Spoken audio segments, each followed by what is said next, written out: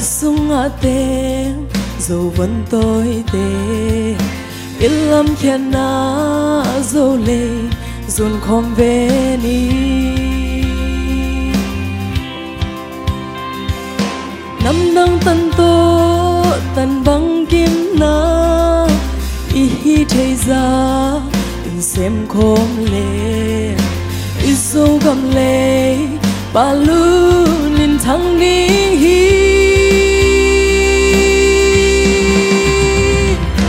kun ru dâu gam bắc băng en lom đi sung a tiếng dâu vẫn tôi té in nun nua sol băng y hay đi xin ta gầm lên qua lên nó lâu đi dâu gầm dâu lệ a để tiếng kim tiếng qual va dâu gam mong chia đi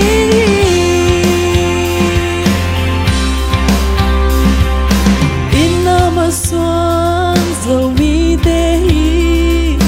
aqua dâu đi dâu vẫn tôi tê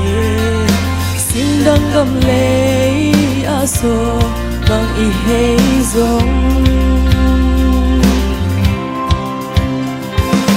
bằng trên dâu lệ kiều băng khăng đi bằng trên dâu gam mi băng lung đi tung xiên mang xia mi băng chùm khom về ni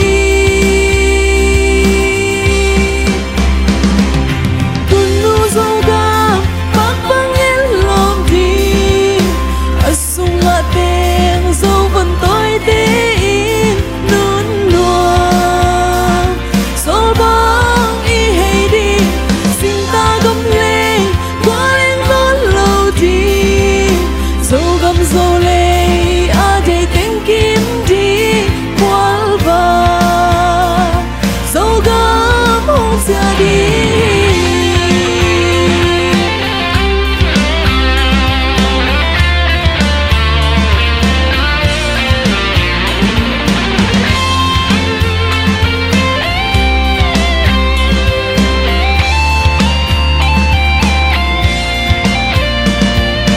nhân pi lại giống dầu mi tê ô đâu ba để băng cùng nông ta lệ qua tung toang in ni băng ít tăng đi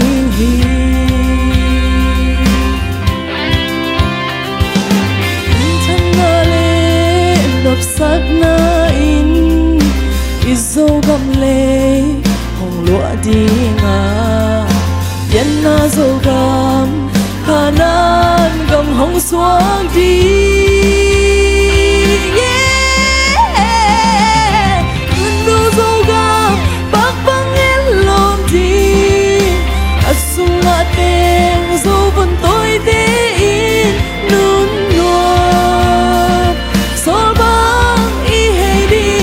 xin ta gầm lên qua lên nó lâu đi dâu gầm dâu lệ a để tiếng kim đi qual va dâu gam mong chia đi kun nu dâu gam bắc băng en lom đi sung a tiếng dâu vẫn tôi té in nun nua sol băng y hay đi xin ta gầm lên qua lên nó lâu đi dâu gầm dâu lệ a để tiếng kim tiếng qual va dâu gam mong chia đi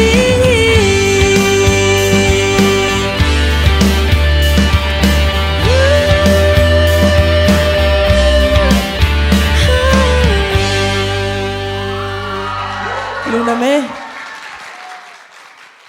Hello, Esther Lulun, Bang Chi, nasak dan, nasin dan to asen biya. lem mai Lemmo, okay. Mo inang happy na tong gen sak thedia. Comment. Amasai na i nidang lai na akigen dan di bang hele na mel na duang etina la siam melon chi diwe veni dang lai hile mo khang ki dang ta mo khang ki dang tai chang ina mele ta jong suan hoi hin mo ina na oma ma jong la hoi hin and I can see so much professionalism in you vocally performance mo ina hoi ma in na sakya hilawina you sing to the audience mo mi pi adinga sakya ina tua nang i posture na piakyat dan pen et nop ma zak nop ma hi chi tengong gen ningo lungdame